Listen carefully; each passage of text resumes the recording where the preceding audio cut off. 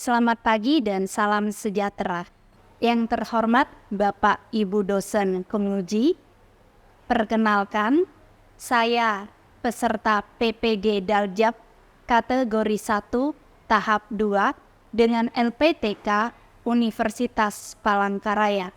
Perkenalkan, nama saya Erlija Sinaga, biasa dipanggil Erlija. Nomor induk mahasiswa 236 100 21 90607. Saya mengajar di SMK Swasta Kristen Immanuel II Sungai Raya, Kabupaten Kuburaya, Provinsi Kalimantan Barat. Pada kesempatan yang baik ini, yakni tepatnya di hari Senin pada tanggal 4 Desember 2023, saya mengajar di fase F, yakni dengan materi kearifan masyarakat dan model pembelajaran berbasis masalah atau yang dikenal dengan istilah PBL. Dengan hormat, saya minta kesediaan Bapak Ibu dosen penguji untuk menonton dan menyimak video pembelajaran saya. Atas kurang lebihnya, saya mohon maaf yang sebesar-besarnya. Harapan saya, semoga video pembelajaran ini dapat berfaedah bagi kita semua dan mendatangkan sukacita bagi kita semuanya.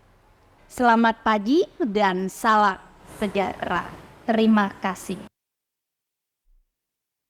Ya, selamat pagi semuanya. Mari semuanya saya undang untuk berdiri.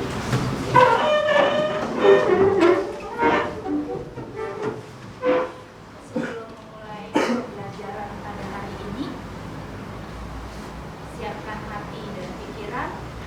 Kita mau masuk di dalam doa. Mari anak-anak ibu ambil posisi berdoa. Bapa Surgawi, kami bersyukur buat hari ini penyertaan-Mu nyata atas kami, dan kami percaya Roh dan Darah-Mu yang kudus menyelimuti hati jiwa pikiran kami. Biarlah ya Bapa, hikmat-Mu yang menuntun mengajar-ngajari kami, sehingga melalui proses belajar mengajar kami boleh memperoleh pengetahuan yang bertambah-tambah daripada-Mu, membentuk kepribadian kami semakin hari semakin segambar serupa dengan Engkau. Kami mau serahkan seluruhnya Bapa, rangkaian proses pembelajaran dari awal pertengahan sampai pada akhirnya ke tangan kuasa-Mu. Di dalam Kristus Yesus sebagai Tuhan dan Juru Selamat kami yang kudus, kami berdoa dan ucap syukur. Haleluya, puji Tuhan. Amin. Silakan duduk kembali. Ya, sebelumnya coba lihat kanan kirinya. Ada yang tidak hadir hari ini? Terima kasih. Pastikan areamu bersih. Ada sampahnya enggak? Ada. Kalau ada jangan dikocekin. Kocekmu tuh tempat duit, bukan tempat sampah. Oke, ada? Aman ya? Oke, terima kasih. Ya, kita akan mulai pembelajaran pada hari ini. Pertanyaan Ibu udah siap atau belum? Seberapa siap kamu? 100. Yakin 100%? 80%. Coba bilang sama temannya di sampingnya, saling berhadapan, ya. Sampaikan ekspresimu sesuai dengan kesiapanmu. Jadi tegang banget nyampaikan. Oke, sudah, terima kasih. Ya, oke. Tujuan pembelajaran kita melalui eksplorasi masalah. Peserta didik dapat memberikan solusi yang tepat dalam menghadapi tantangan atau hambatan yang dialami oleh Indonesia berkaitan dengan kearifan masyarakat secara baik. Oke. Nah, anak-anak ibu, mari lihat gambarnya dengan baik. Lihat baik-baik gambar. Ketika kita bicara kearifan masyarakat, kan sebelumnya Ibu ada berikan materi di tips. Siapa yang udah lihat? Ya lihat sih banyak ya. Siapa yang sudah nonton? Benar nggak saya bilang nonton? Kenapa? Cantik lah. Erik sih jahat. Gitu ibu bilang cantik lah. Makanya kan ibu bilang ya, fokus itu jangan ke ibunya, tapi ke apanya? Iya, ke materinya. Pertanyaan saya jelas nggak apa yang saya sampaikan? Nyampe nggak ke otak kalian? Sampai. Mampu dipahami? Mampu. Apa nak? Apa bang? Mampu nggak kamu pahami? Jangan pula dengar suara ibu kamu tidur Wan. Wan? Mampu atau tidak? Yakin? Hah? Jangan takut-takut kan ibu nggak makan orang Wan. Oke. Ya semuanya perhatikan kembali. Nah kalau memang kalian paham dengan penjelasan ibu di dalam PPT yang sebelumnya sudah ibu kirim, maka sekarang pertanyaan ibu,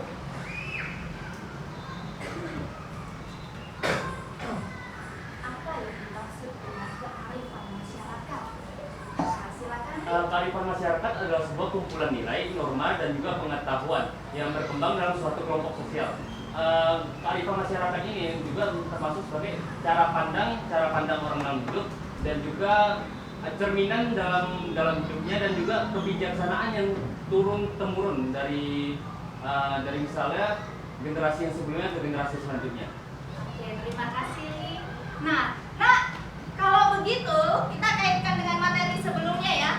Materi sebelumnya tentang apa? Norma dan regulasi. Ada nggak hubungannya dengan materi hari ini? Ada. Boleh nggak ibu katakan buah daripada regulasi yang bisa dinikmati oleh sebuah negara itu berupa kearifan masyarakat? Boleh nggak? Oke, terima kasih. Yang berikutnya pertanyaan saya, masih kalau memang kamu udah belajar mengenai bahan pembelajaran yang ibu berikan sebelumnya, pertanyaan ibu yang berikutnya adalah bentuk kearifan. Ada yang bisa? Bentuk kearifan masyarakat itu seperti apa? Dan nggak? Ya silakan Tika. Contoh bentuk kearifan masyarakat dapat mencakup nilai-nilai seperti gotong royong, kesederhanaan, menghargai orang tua, lalu menjaga lingkungan, serta norma-norma adat yang dijadikan sebagai dasar interaksi sosial. Kearifan ini dapat tercermin dalam kehidupan sehari-hari serta memperkuat identitas dan keberlanjutan budaya suatu masyarakat. Oke, terima kasih Tika. Mulai dulu. Yang berikutnya langsung ibu tembak. Kalau ada definisi kearifan, ada bentuk, maka di dalam penjelasan ibu minggu lalu juga kita bicara mengenai fungsi. Penting tidak keberadaan kearifan masyarakat di tengah-tengah masyarakat Indonesia? Pertanyaan saya itu dulu. Penting tidak keberadaan kearifan masyarakat di tengah-tengah masyarakat Indonesia? Penting nggak menurut ini? Penting. Kalau begitu, berarti kearifan masyarakat punya fungsi. Setuju? Apa fungsinya? Ya, silakan. Dari yang kita ketahui, kearifan masyarakat itu terkait dengan kualitas sumber daya manusia. Ini mana? Kualitas sumber daya manusia ini menentukan dari pembangunan nasional negara tersebut. Nah, dari kearifan masyarakat ini kita dapat memperoleh fungsi-fungsi seperti pemeliharaan identitas bangsa dan juga stabilitas negara, pembentukan etika dalam negara, masyarakat negara, adaptasi lingkungan, dan juga keberlangsungan budayaan yang turun temurun. Oke, terima kasih Ica. Benar ya Ibu ya? Benar ya? Silakan duduk. Oke, anak-anak Ibu. Berarti boleh nggak saya simpulkan dengan pernyataan seperti ini? Kalau setuju bilang setuju, kalau tidak setuju bilang tidak setuju.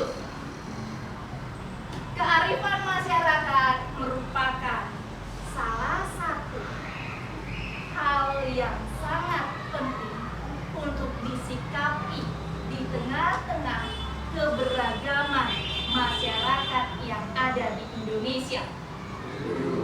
Setuju? Setuju. Berarti kalau kayak gitu ada nggak pelakunya? Siapa pelakunya? Masyarakat. Oke. Kalau ibu tanya, bisa nggak kita golongkan pelaku di dalam kearifan masyarakat? Bisa. Apa aja? Silakan. Iya, kan? Ada pemerintah, lalu ada masyarakat, lalu ada orang swasta. Orang swasta. Benar nggak? Nah. Benar nggak? Benar atau enggak? Benar. Kalau saya ganti seperti ini, pemerintah, masyarakat, majemuk, pihak swasta, sama nggak dengan yang tadi? Sama. Ya. Penting nggak masyarakat? Penting. Penting. Penting nggak pemerintah? Penting. Kemudian apa peranan pihak swasta di dalam kearifan masyarakat? Bagaimana pihak swasta berperan di dalam kearifan masyarakat? Ibu coba bantu ya. Dengar baik-baik. Pemerintah berasal dari siapa? Rakyat. Rakyat.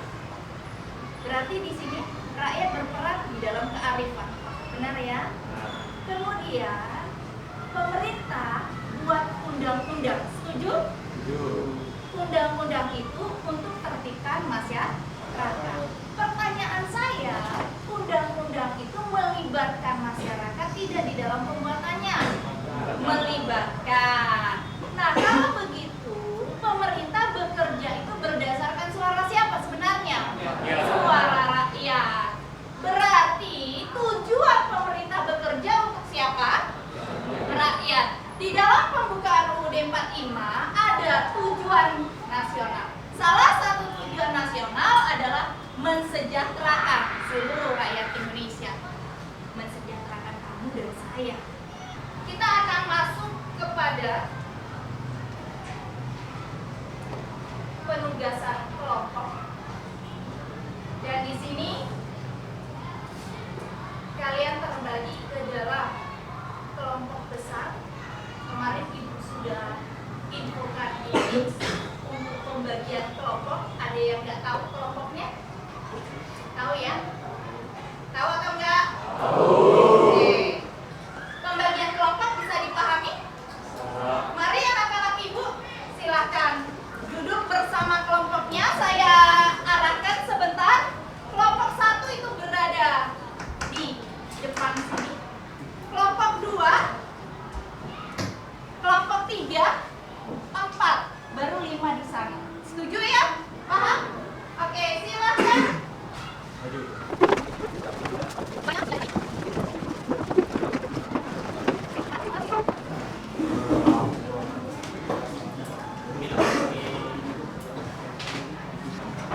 Oke, perhatikan dengan baik. Kalian saling berdiskusi, memecahkan masalah. Tidak hanya identifikasi, tapi memecahkan masalah. Kemudian yang berikutnya nanti kalian rumuskan dalam sebuah solusi. Dan finalnya nanti kamu akan saya minta untuk tampil mengkomunikasikannya di depan. Ya, proses diskusi berlangsung selama 15 menit terhitung dari sekarang. Itu udah sampai pada proses pengumpulan. Setuju? Oke, silakan kerja. Kalau tidak paham boleh tanya ibu. Boleh keluarkan HP-nya tapi tidak buka yang lain. Ya, kalau ada notif jangan diganggu gugat. Kalau ada telepon dari mama, infokan ke ibu dulu.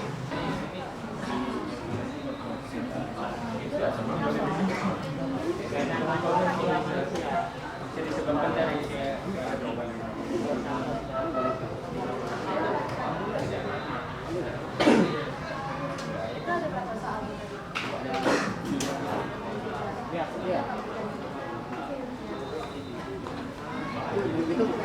Pengelolaan yang kurang baik. Bisa nggak itu dari pemerintah daerah? Jadi yang paling penting yang harus dipahami semua solusi itu yang nggak boleh enggak. Itu yang pertama adalah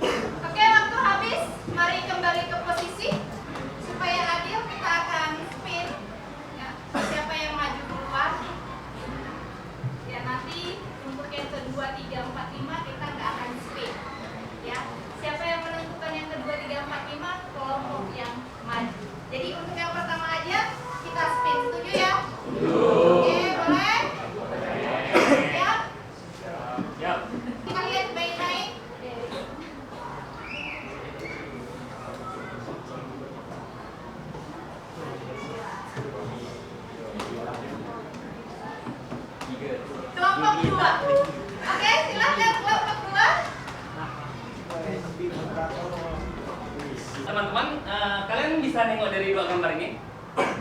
Satu gambar kita bagi aja ya nama pantai ya. Satu bisa kita sebut sebagai pantai A. Pantai A merupakan pantai yang terawat, cantik, dan tidak ada sampah.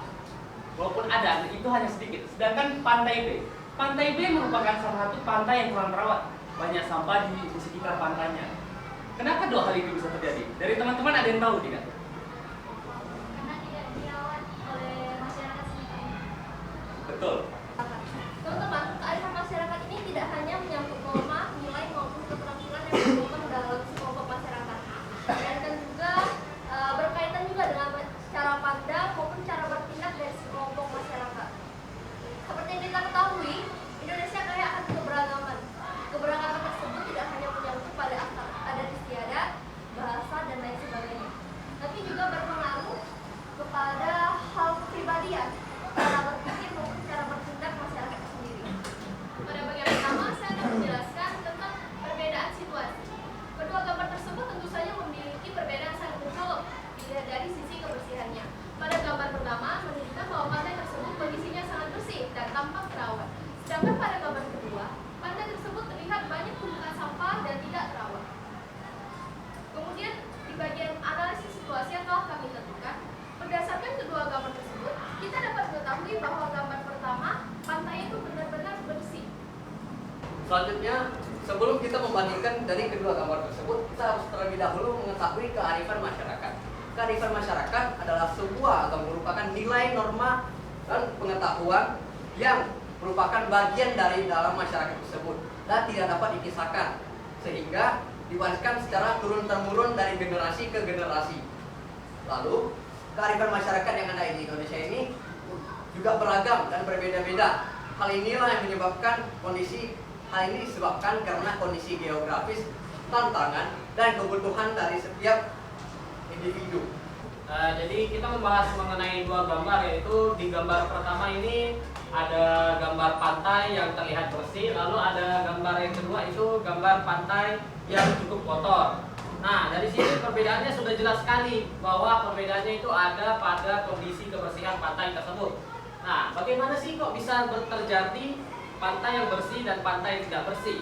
Nah, di sini pantai yang bersih ini terjadi karena masyarakat di pantai-pantai tersebut itu paham dengan Kalian dengan profesi nelayan, ya. Tapi untuk kelompok ini dia bisa sentuh yang lepas dari pikiran saya. Terima kasih Erik, yakni kesehatan. Ya. Lingkungan yang bersih berdampak juga bukan hanya kesejahteraan, bukan hanya bidang ekonomi, tapi juga kesehatan. Lingkungan yang bersih buat kita bersuka cita. Setuju? Ya. Ya, secara umum hari ini sudah tampil dengan sangat baik di dalam mempresentasikan tugas kelompoknya, dan di sini ya, saya melihat sesuatu yang baik yang tidak saya sangka, yakni kalian itu belajar. Jadi kalian belajar. Itu dapat saya pastikan dari apa? Dari proses pengerjaan tugas sampai pada presentasi. Nah, sebelum saya menyimpulkan pembelajaran, model pembelajaran kita itu PBL, Problem Based Learning. Fokusnya itu pemecahan masalah. Makanya tugasnya seperti ini.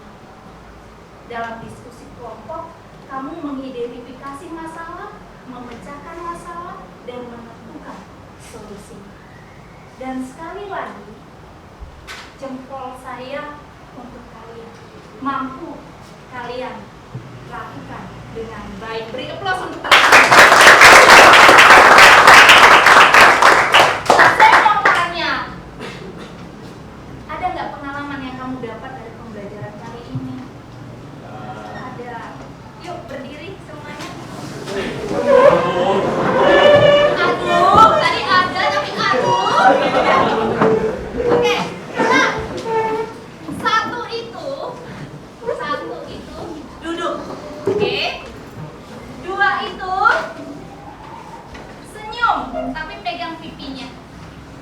Oke. 3 itu diam terpaku. Oke, macam patung. Oke ya. Jangan pegang ini kalau 3. 1 ngapain? Duduk. 2? Iya. Kalau kamu dalam posisi duduk ya tetap gini. 3? Wajib berdiri dalam posisi diam. Setuju ya? Oke. Lihat jari saya. Kalau kau senang hati tepuk tangan. Kalau kau senang hati hentak kaki. Kalau kau senang hati putar-putar semua. Kalau kau senang hati lihat jari saya. Kalau kau senang hati hentak kaki. Kalau kau senang hati tepuk tangan. Kalau kau senang hati coba lihat semua. Kalau kau senang hati lihat jari saya. Ngapain kamu hari gini-gini? Oke, dapat Erik ya. Iya, duduk yang baik tuh gak gini loh, Nak. Oke, saya minta dengan hormat kesediaan Erik untuk berdiri dan menyampaikan pengalamannya. Ya, apa yang kamu dapat hari ini? Saya nggak tanya ya kesimpulan, tapi saya tanya bagaimana perasaanmu saat ini. Perasaan saya pada saat ini tegang mantap.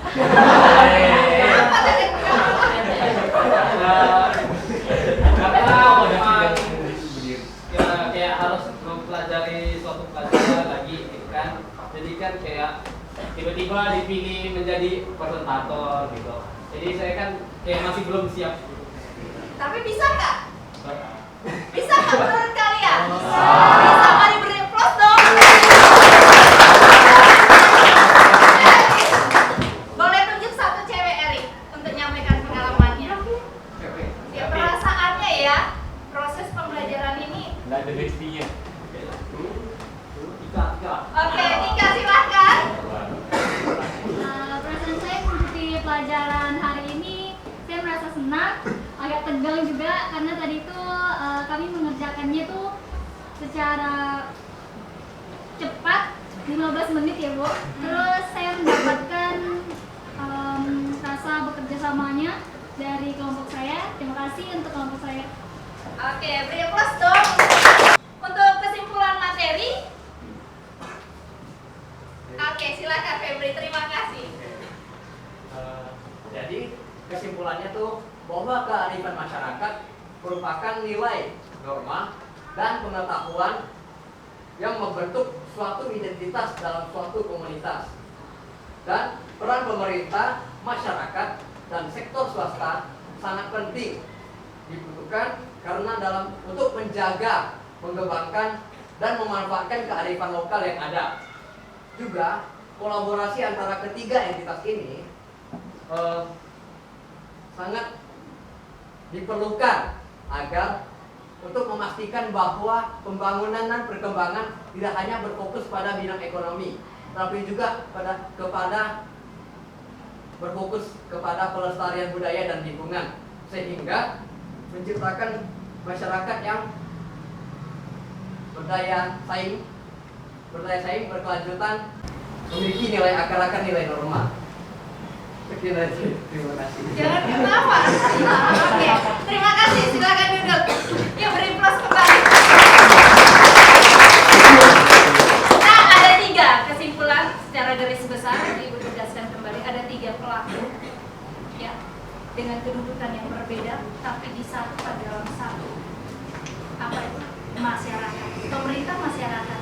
Saya, kamu masyarakat. Pihak swasta juga masyarakat. Jadi di sini 3 pelaku itu merupakan satu kesatuan yang tidak bisa dipisahkan, punya hubungan sebab akibat, dan seharusnya bergerak secara kreatif dalam kerangka Bhinneka Tunggal Ika. Kenapa? Karena kita harus pahami, kenali diri kita, penuh perbedaan. Perbedaan itu nggak boleh kita buang, tapi kita rangkul. Karena itu identitas kita. Kalau kita sikapi dengan penuh tanggung jawab, dengan bijaksana, maka akan mendapatkan keuntungan. Jadi akan berdampak positif. Nah, di sini masyarakat yang kreatif dalam kerangka Bhinneka Tunggal Ika di Indonesia menunjukkan kemampuan untuk menyatukan keberagaman dalam menciptakan inovasi, seni, dan budaya yang kaya. Jadi kita kaya, jangan memiskinkan diri dengan membuang satu. Kita kaya, itu bisa jadi pendapatan buat kita. Kearifan masyarakat menjadi kekuatan untuk memperkaya identitas bangsa dan menunjukkan pembangunan di seluruh wilayah NKRI. Jadi dengan kearifan masyarakat, fondasi pertahanan keamanan negara kuat. Dengan kearifan masyarakat, pembangunan di seluruh wilayah negara Indonesia akan maju. Makanya di dalam rekaman PPT Ibu katakan, kearifan masyarakat itu permata berharga sebagai kunci pertahanan keamanan masyarakat Indonesia dalam lingkup NKRI dengan semboyan apa? Apa itu artinya? Saya dan kamu berbeda, tapi kita sama. Oke, sampai di sini bisa dipahami? Ada pertanyaan? Tidak ada. Oke. Nah, untuk penugasan, ya, udah saya upload di Teams, ya. Nanti boleh dicek. Kalau punya notif pasti dengar tadi, benar ya? Kemudian ada dua, satu evaluasi pengetahuan,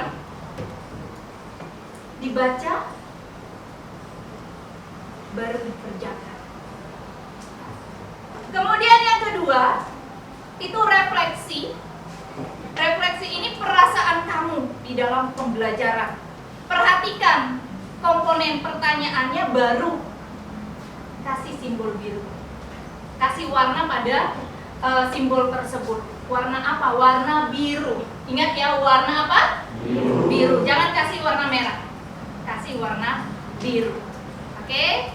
Nah, mari sikapi pembelajaran dengan jujur, dengan penuh rasa takut akan Tuhan, supaya terjadi pembelajaran yang bermakna bagi kita semuanya.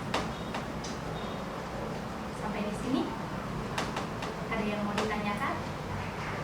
Tidak ada. Enak kita pertemuan kita pada hari ini. Semuanya ambil posisi berdoa. Ibu yang pimpin. Bapak Surgawi, kami bersyukur Bapak buat hari ini. Kami percaya Engkau pernah kuat dan jaga kami, maka segala sesuatu boleh menjadi indah, tapi karena campur tangan Tuhan, dan kami percaya Tuhan yang akan menambahkan pengetahuan atas kami.